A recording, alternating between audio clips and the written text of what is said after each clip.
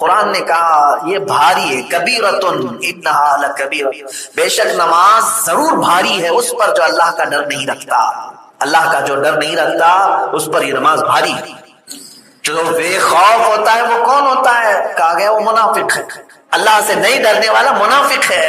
اب میرے عزیزو، نماز کے متعلق جو لوگ اس طرح کی حرکتیں کرتے ہیں وہ باز آ جائیں۔ دنیاوی بہت ساری مصیبتیں جھیلتے ہیں، طاقت کی، قوت کی، سب چیز۔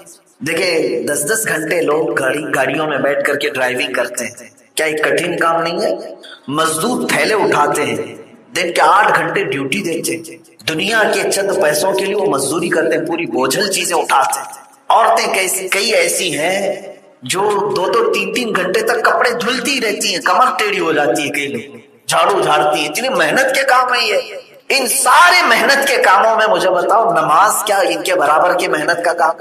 بہت سکون والا کام، کھڑا ہوتا ہے سکون سے، رکوع کرتا ہے سکون سے، سجدہ کرتا ہے سکون سے، کوئی دقت کی بات نہیں، لیکن شیطان اس کو بھاری بنا کے پیش کرتا ہے۔ وہ عورتوں سے پوچھو ذرا جو دن بھر جھاڑو جھاڑ کر، کپڑے دھو کر، پوچھا مار کر، کھانا پکا کر تھک جاتی ہیں اور روتی رہتی ہیں بہت کام تھا، بہت کام تھا، اور وہ سب کر جاتی ہیں، بولتی نہیں، کرنا تو ہے، بوجھل ہے پھر بھی کر رہی ہے۔ نماز اتنی آسان ہے لیکن اسے چھوڑے ہوئے۔ تم نے اگر کپڑے نہیں دھوئے تھے، گھر میں کچرا نہیں جھاڑا تھا تو قیامت میں سوال نہیں ہوگا کہ گھر کو تم نے ایسا کیوں رکھا تھا، لیکن نماز چھوڑا تھا، ایک وقت کے بارے میں سوال نہیں ہوگا۔ یہ تو بہت آسان بنایا تھا اللہ نے تیرے لیے، دین آسان ہے میرے عزیزو، دین بہت آسان۔ اس آسانی کو چھوڑ کر کے یہ بندہ مصیبت کو لے لیا، لیکن آسانی کو دیکھ ہی نہیں رہا۔ آپ دیکھیں وہ جاگنگ کرنے والوں پر بھی مجھے بڑی وہ ہوتا ہے، تعجب ہوتا ہے۔ میاں کئی ایسے لوگ ہیں بتاتے ہیں کہ ہم 10 کلومیٹر چلتے ہیں دن بھر، صبح جاتے ہیں 10 کلومیٹر، اور مسجد سے گھر جو ہے نا آدھا کلومیٹر بھی نہیں۔ اللہ کی بارگاہ میں آنے کے لیے تمہیں کون سے کیڑے کاٹ رہے ہیں، کون سی تکلیف آ رہی ہے؟ صبح فجر کے وقت جو لوگ کہتے تھے کہ نیند نہیں کھلتی، ان کو جاگنگ کے لیے، واکنگ کے لیے، سوئمنگ کے لیے، جیم کے لیے برابر وقت آنکھیں کھلتی، اپنے جسمانی طاقت کو برقرار رکھنے کے لیے ساری آنکھیں کھلتی۔ وہی اگر کسی کی جاب لگ گئی، آفس میں 7 بجے جانا ہے تو اس کی آنکھ تو 6 بجے کھلی ہوئی ہے، وہ نہا بھی رہا ہے، کپڑے بھی دھو رہا ہے، کپڑے پہن بھی رہا ہے، اور گھر والوں کو بھی اٹھایا ہوا ہے، بیوی کو بھی محنت پہ لگایا ہوا ہے، لیکن نماز کے لیے نہیں کر پا رہا۔ تو کیا یہ اللہ کو دھوکہ دینے والی معاملات نہیں ہے جس کو قرآن کہہ رہا ہے ان المنافقین یخادعون اللہ؟ منافق اللہ کو دھوکہ دینا چاہتے ہیں، اللہ کے ساتھ ناانصافی کرنا چاہتے ہیں۔ تم سارے مشکل کام، محنت کے کام سب کر لے جاتے ہو، جو اللہ نے آسان رکھا ہے اسے چھوڑ دیتے ہو، آسان رکھا۔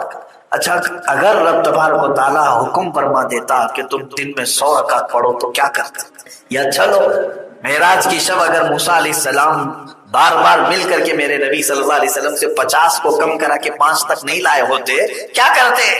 50 نمازیں دن میں کس حساب سے ادا کریں گے؟ گھنٹے پر اگر اس کو ڈیوائیڈ کرے تو آدھے گھنٹے سے بھی کم میں ایک نماز آ جائے گی۔ یوں نماز پڑھے پھر گئے پھر اذان ہوئی، پھر یوں گئے پھر اذان ہوئی، 24 گھنٹے کی بات کر رہا ہوں۔ پھر سوتے کب، کھاتے کب، کام کب کرتے؟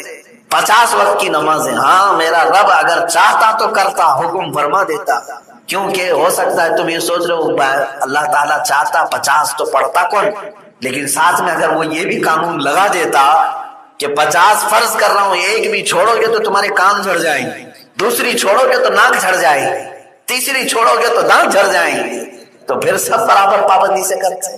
ڈر تھا لوگوں کو، سب کرتے، لیکن وہ رحمان ہے، رحیم ہے، اس نے دارالامان میں بھیجا، دارالعمل میں بھیجا، اور یہ فرما کر کے بھیجا لا اکراہ فی الدین، ہم دین میں کوئی زور زبردستی نہیں کرتے۔ فمن شاء فلیؤمن ومن شاء فلیکفر، جسے مومن ہونا ہے مومن بنے، جو کافر بننا چاہے کافر بنے، لیکن ہم آخرت میں ہر چیز کا حساب لیں گے۔ ایمان والے کو بھی اس کے اعمال صالحہ دکھائے جائیں گے، اور کافر کو اور بدبخت کو بھی اسے برے اعمال کا بدلہ چکھنا ہوگا۔ عزیزان گرامی وقار، یہاں پر بے نمازی کے لیے اللہ تبارک تعالیٰ نے فوراً پکڑ نہیں رکھی۔ اس کا مطلب یہ مت سمجھو میں برسوں سے نہیں پڑھ رہا، میرا کچھ بھی نہیں ہو رہا ہے، تم دلیل مت بنانا اس کو۔ میری دکان بھی اچھی چل رہی ہے، بزنس بھی سب ٹھیک ٹھاک چلتا ہے، گھر میں بھی سب پیسے ہی پیسے ہیں، میں کون سی نماز پڑھ رہا ہوں؟ بعض لوگوں کو ایسا لگتا ہے نہیں پڑھ کر کے بھی سب اچھا ہی تو چل رہا ہے، کیا فرق پڑتا ہے؟ ڈرو، یہی منافقت کی علامت ہے۔ جو اللہ سے نہیں ڈرتا، قرآن کہتا ہے تم یہ مت سمجھنا کہ اللہ نے تمہیں تمہارے اچھائیوں کی وجہ سے آزاد چھوڑا ہے، بلکہ مولا فرماتا ہے انما نملی لہم لیزدادوا اثما، ہم اس لیے انہیں ڈھیل دیتے ہیں تاکہ اور گناہ کر لیں، اور گناہ کر لیں۔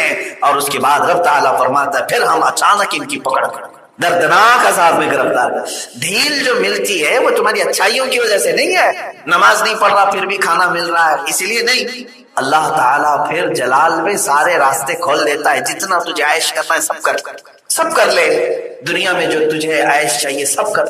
پھر اللہ تبارک و تعالیٰ آخرت کے ہر نعمت سے محروم فرمائے، ہر نعمت سے محروم فرمائے، یہاں تک کہ فرمایا گیا کہ بے نمازی پر جنت کو حرام کر دیا گیا، حرام کر دیا گیا ہے۔ اللہ رب العزت بخشش فرمائے، یہ اس کا فضل۔ لیکن جو لوگ اپنی پوری نمازیں چھوڑے بیٹھے ہیں وہ پھر جنت کی طلب کیسے کرتے ہیں؟ کیا انہیں شوق نہیں ہے جنت میں جانے کا؟ کیا انہیں ڈر نہیں ہے دوزخ میں جانے سے؟ تو اپنی نمازیں کمپلیٹ کر لو، آج اگر صحت و سلامتی باقی ہے تو نمازیں کمپلیٹ کر لو۔ ایک بزرگ نے بہت پیاری مثال دی، وہ ایک اپنے مرید کی دکان میں آئے، بڑی بھیڑ بھاڑ تھی، گراہک لگے ہوئے تھے، فرصت ہی نہیں ملتی تھی اس کی۔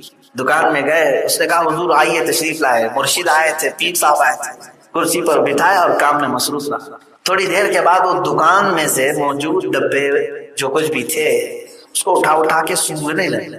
اس دکان کے مالک نے پوچھا حضور آپ یہ کیا کر رہے ہیں؟ تو انہوں نے فرمایا میں یہ دیکھ رہا ہوں کہ کہیں تو اس میں کہیں پخانا تو نہیں کرتا، پیشاب پخانا تو نہیں کرتا، اتنی بھیڑ بھاڑ ہے تیری دکان میں، گراہک تجھے چھوڑ ہی نہیں رہا ہے، میں دیکھ رہا ہوں کہ پیشاب پخانا یہاں کہیں کرتا ہے۔ اس نے کہا حضور پیشاب پخانا کوئی بھلا دکان میں کیسے کرے گا؟ کہاں کرتا ہے؟ کہا طہارت خانے میں جاتا ہوں۔ بھیڑ ایک تماچا اسے لگایا اور کہا تجھے تیرے پیٹ کی غلاظت نکالنے کے لیے بھاری اوقات میں سے بھی ٹائم ملتا ہے اور تجھے تیرے رحمان کی بارگاہ میں سجدہ کرنے کے لیے وقت نہیں ملتا۔ رب ذوالجلال کے حضور آنے کے لیے کیا تو یہ دنیا کی گہما گہمی روک کر کے نہیں آ سکتا؟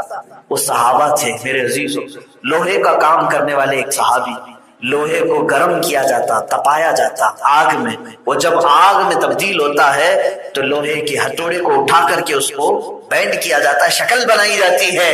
لیکن روایات میں ہے لوہا گرم کیا ہے، آگ میں تپایا ہے، ہتھوڑا اٹھایا، ادھر سے اذان کی آواز آئی، ہتھوڑا پیچھے پھینک دیا۔ لوگ کہتے ارے ابھی گرم ہے ٹھنڈا ہو جائے گا بعد میں کر لیں، وہ کہتے نہیں، اذان کے بعد کیا ہوا کام میرے لیے حلال ہے۔ وہ ان کا تقویٰ تھا، آپ کے لیے حلال ہے اذان کے بعد کام تو کر سکتے ہو، لیکن نماز چھوڑ کر کے جو کرتا ہے تو پھر وہ اپنے رحمان کے عذاب کو اپنے گھر میں لاتا، اللہ کی ناراضگی۔ حضور غوث پاک رضی اللہ تعالیٰ عنہ کی بارگاہ میں کسی نے سوال کیا اپنے گھر کی بے برکتی کا، بہت گھر میں بے برکتی ہے، آپ نے فرمایا کہاں ہے تیرا گھر؟ فرمایا فلاں راستے پر ہے، فلاں روڈ پہ۔ آپ نے فرمایا اپنے گھر پہ پردہ لگا لے، پردہ لگا لے، بغداد کی بات۔ اس نے پردہ لگایا گھر کو، پھر وہ آیا اور کئی دن کے بعد کہا حضور گھر میں برکت بہت ہے، بہت برکت ہے، الحمدللہ ساری چیزیں محفوظ رہتی۔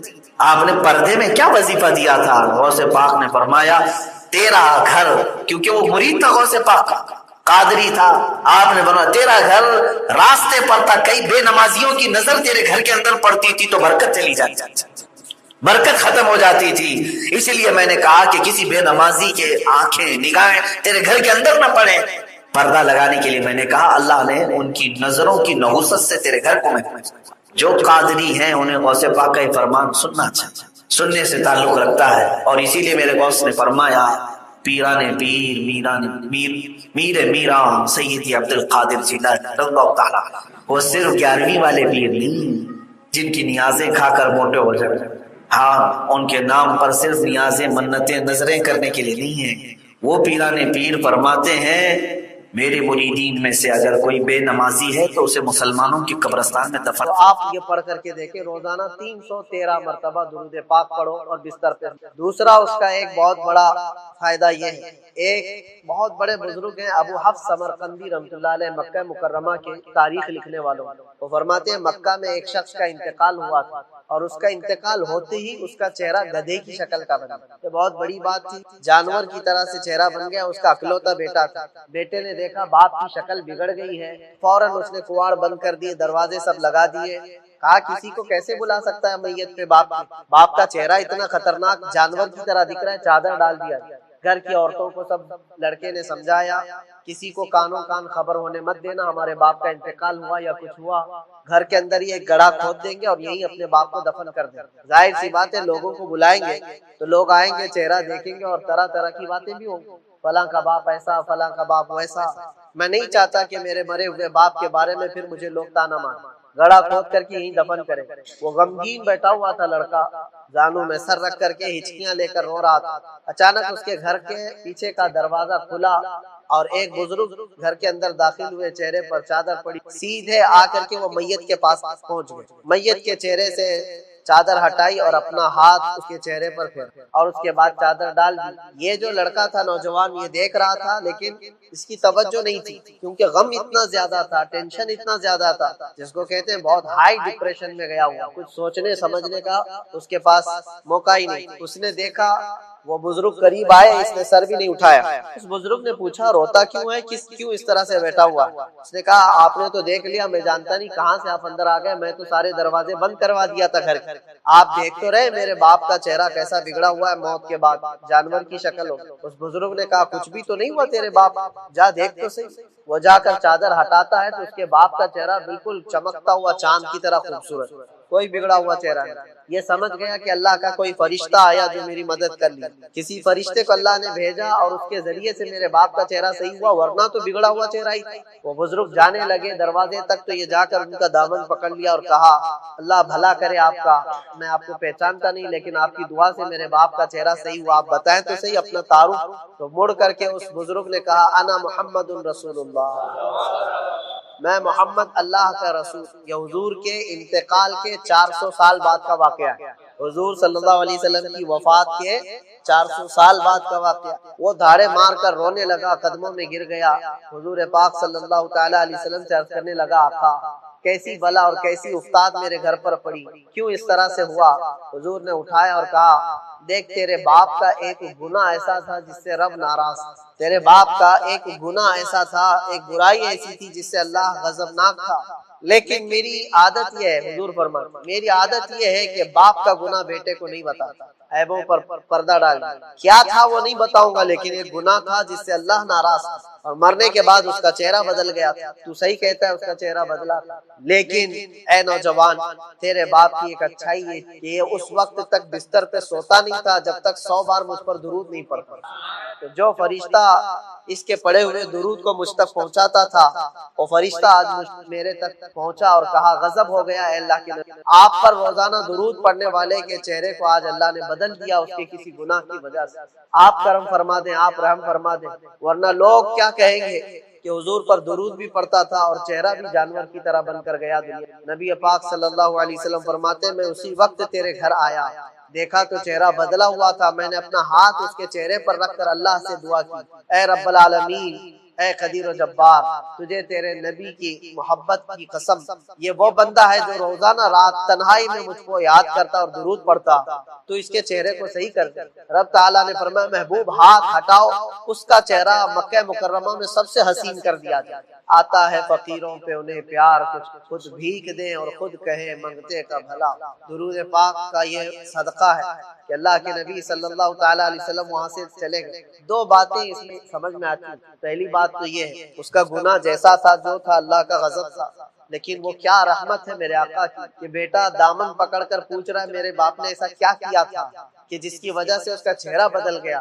نبی رحمت نے فرمایا میں باپ کے گناہ بیٹوں کو نہیں بتاتا، لیکن خود دوسری جگہ پر یہ فرماتے اے بیٹے اے لڑکے تیرے باپ کی ایک اچھی چیز یہ تھی کہ وہ روزانہ بستر پہ اس وقت تک نہیں سوتا تھا جب تک درود 100 بار مجھ پر نہیں پڑتا تھا۔ یعنی نبی پاک فرماتے ہیں جو اچھائی ہے وہ کھول کر کے بیان اور جو برائی ہے اس پر پردہ ڈال دیا۔ یہ رسول پاک صلی اللہ تعالیٰ علیہ وسلم کی عادت کریمہ۔ آج اس وظیفے کو اپنا لو، درود مبارک، خاص طور پر رمضان المبارک۔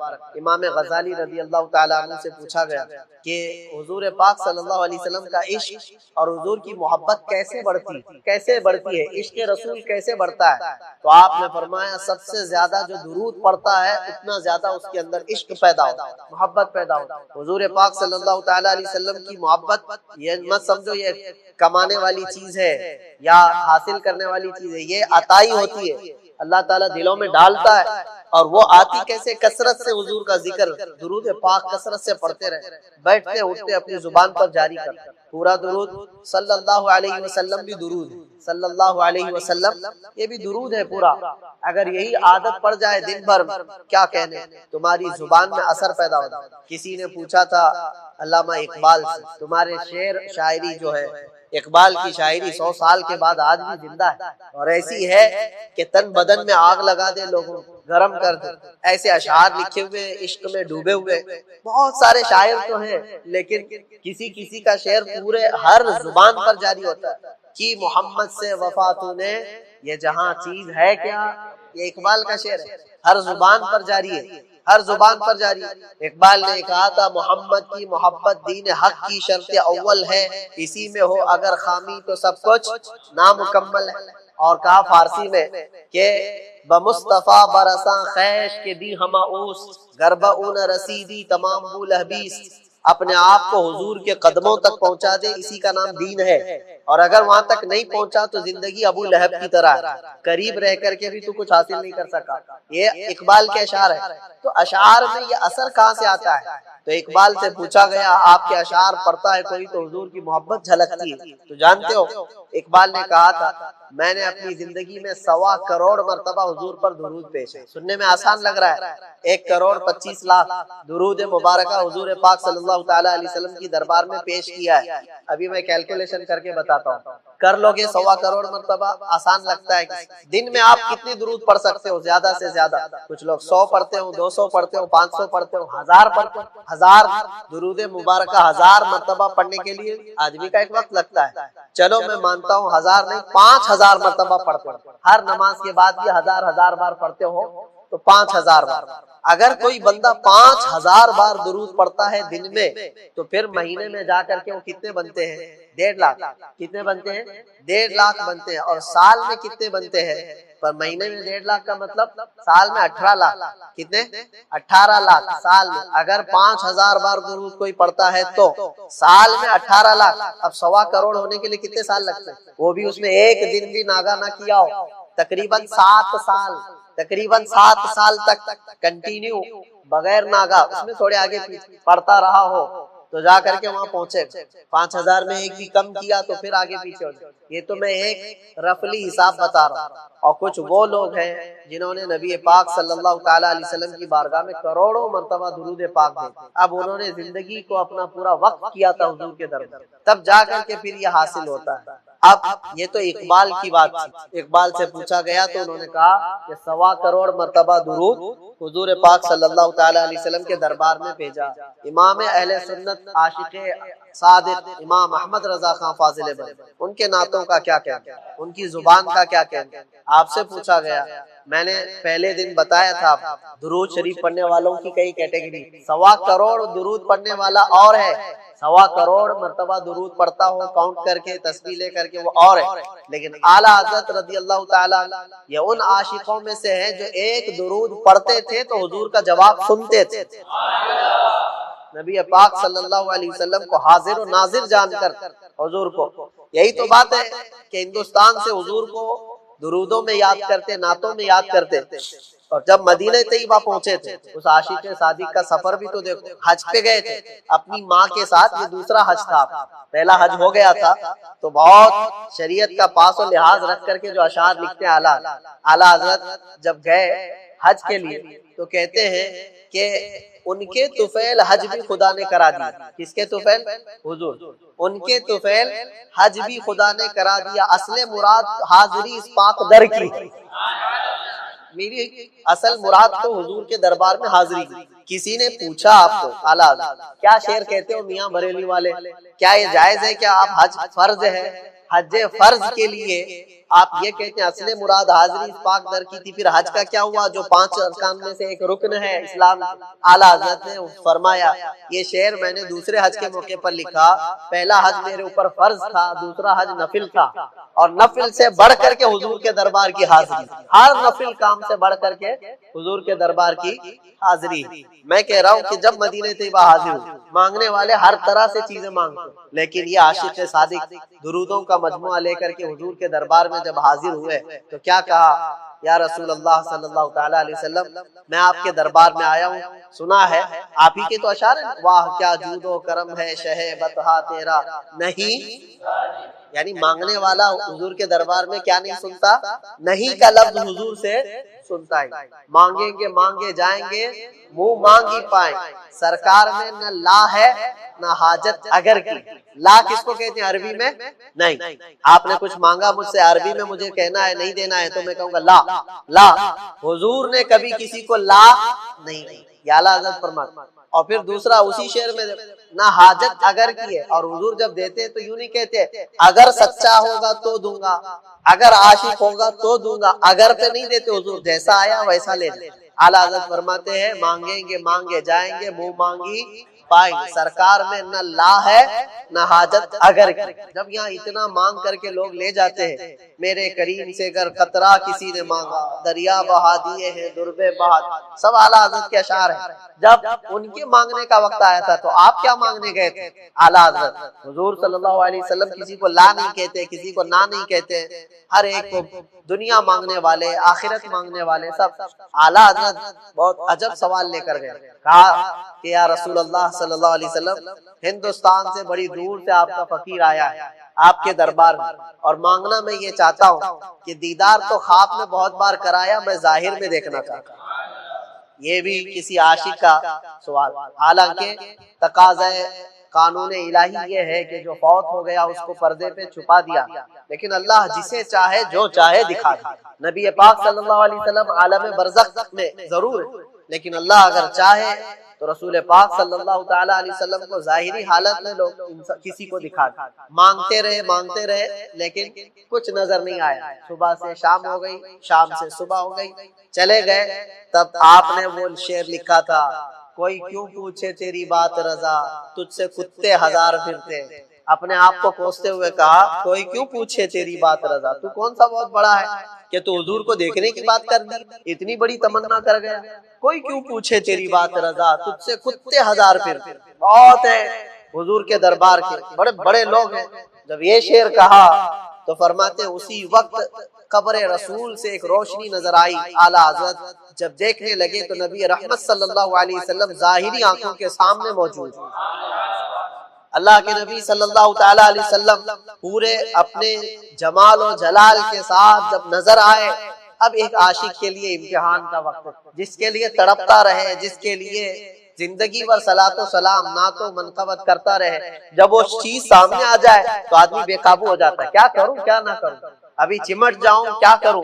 تب پھر اعلیٰ حضرت کہتے ہیں پیش نظر وہ نو بہار، سجدے کو دل ہے بے قرار، کیا کہہ رہے؟ پیش نظر وہ نو بہار، سجدے کو دل ہے بے قرار، حضور کو دیکھ کر کے کہتے ہیں کہ سجدہ کرنے کا دل کر رہا، وہ چہرہ وہ جمال جہاں آ رہا جو کروڑوں لوگوں کو، ارے گنبد کا حسن ایسا ہے تو حضور کا کیا۔ مدینہ جانے والے قسم خدا کی میں آپ کو کہتا ہوں، اس نبی پاک صلی اللہ علیہ وسلم کا ہرا گنبد دیکھتے رہو تو آنکھیں بھی میچنا بھول جاؤ۔ اکثر ایسا ہوتا ہے کہ گنبد پاک کو دیکھتے دیکھتے ہمارا دل نہیں بھرتا، تو رسول پاک کا حسن کیا ہے؟ کہتے ہیں سجدے کو دل ہے بے قرار، لیکن وہ عالم بعمل تھے، کہا روکیے سر کو روکیے، ہاں یہی امتحان۔ حضور پاک اپنا جلوہ دکھا کر کے پھر امتحان بھی لے رہے ہیں۔ احمد رضا کی پھر عبادت کس کی کرتا ہے؟ اللہ کی کرتا ہے یا پھر اپنے محبوب کی بارگاہ میں سجدہ کر لیتے ہیں؟ اعلیٰ حضرت نے سجدے سے اپنے آپ کو روک لیا۔ یہ وہ مقام ہے عزیزو، حضور پاک صلی اللہ تعالی علیہ وسلم کے دربار میں سچے دل سے، خاص طور پر رمضان المبارکہ میں درود مبارکہ کی کثرت کرو، اور یقیناً وہ حضور پاک صلی اللہ تعالی علیہ وسلم چاہے تو مدینے بلا کر نوازے، چاہے تو ہمارے گھر تشریف لا کر نوازے۔ سنا ہے آپ ہر عاشق کے گھر تشریف لاتے، بلکہ ہم تو یہ پڑھتے ہیں دیکھا ہے آپ ہر عاشق کے گھر تشریف، میرے گھر میں بھی ہو جائے چراغا۔ رسول کریم صلی اللہ تعالی علیہ وسلم کے دربار میں کل ایک بات میں کہتے کہتے کرناٹک میں تھا، ادھوری رہ گئی۔ بات یہ تھی رمضان المبارک کا مہینہ تھا، برسوں سے میری تمنا یہ رہتی کہ کسی نہ کسی طرح سے رمضان میں حضور کے دربار میں گزاروں، لیکن چونکہ تراویح کا سلسلہ میرا شروع سے 25 سال سے میں تراویح سنا رہا ہوں، اور یہ 26واں سال، 25واں سال سلور جبلی تو جیل میں منا، 25ویں تراویح میری جیل میں سنایا، 26ویں یہ ہے ابھی یہ 25 سال میں ہر سال یہ خواہش ضرور رہتی تھی کہ حضور کے دربار میں مدینے میں رمضان گزارے، لیکن تراویح کی وجہ سے پھر یہ سوچتا کہ یہاں رہ کر کے بھی تو حضور کا ہی کام کر رہے ہیں، کمپرومائز کر کے چلتے تھے۔ لیکن بیچ میں کچھ سال ایسے آئے کہ 2-3 روزے شروع کے وہاں کرنے کا موقع ملتا تھا، پھر واپس آ جاتا تھا اور تراویح کو کنٹینیو کرتا تھا۔ چوتھے روزے یہاں ایک بار تیسرا روزہ تھا مدینہ طیبہ میں، اور خواہش یہ تھی کہ اب کل صبح جانا ہے واپس روزے کی حالت میں، آخری افطاری ہے، افطاری کا سامان لے کر۔ ارادہ یہ تھا کہ رسول پاک صلی اللہ علیہ وسلم کے قدموں میں جالیوں کے پاس باب جبرائیل جو دروازہ حضور کے قدموں کی طرف کھلتا ہے، ارادہ یہ تھا کہ وہاں سے اندر جا کر کے حضور کے قدموں کے پاس بیٹھ کر آخری افطاری کروں گا اور چلا جاؤں۔ جب روزہ کھولنے کا موقع ملا ہے تو اسی جگہ پر میں افطاری کیا کرتا، سامنے جالیاں ہوں۔ اس دن ہوا یہ کہ افطاری لینے میں مجھے تھوڑا سا وقت ہو گیا، لیٹ ہو، اور وہاں ایسا ہے خاص طور پر رمضان میں تو عصر کے بعد ہی پورے اندر مسجد کھل ہوتی، دروازے لاک بند تو نہیں ہوتے لیکن پولیس والے پہرا دیتے، پھر اندر کوئی آ نہیں سکتا، کیونکہ اس طرح سے بھیڑ ہو جائے گی تو سب ایک دوسرے پر چڑھتے رہے، روک دیا جاتا ہے، پھر ڈائیورٹ کر دیتے لوگوں کو دوسری جگہ ادھر ادھر۔ میں جب پہنچا تو تھوڑا سا وقت باقی رہ گیا تھا، اب سوال ہی نہیں تھا اندر جانے، لیکن پھر بھی ایسے دروازہ تھا، دروازے کے باہر صحن ہے بہت بڑا، صحن میں بیٹھنے کو موقع مل گیا، میں کسی طرح بیٹھ گیا، یہ سوچ کر کے کہ یہاں سے دروازہ دکھ رہا ہے اور دروازے کے اندر سے حضور کی جالیاں، لیکن شدت سے خواہش تھی کہ وہ حضور کا گھر ہے، جن جالیوں کے اندر حضور پاک آرام فرما رہے ہیں وہ حضور کا گھر ہے، خواہش تھی کہ حضور کے دربار میں اندر جاؤں اندر۔ اس وقت میں بیٹھے بیٹھے ایک حدیث پاک یاد کر رہا، سیم حدیث، اس کو کئی بار سنایا۔ نبی پاک صلی اللہ تعالی علیہ وسلم رمضان المبارکہ میں جب افطار کے لیے بیٹھتے تھے تو غریب صحابہ کے ساتھ بیٹھتے تھے، اصحاب صفہ کے ساتھ دسترخوان پہ بیٹھتے، 70 صحابہ حضور کے ساتھ افطار کر رہے ہیں۔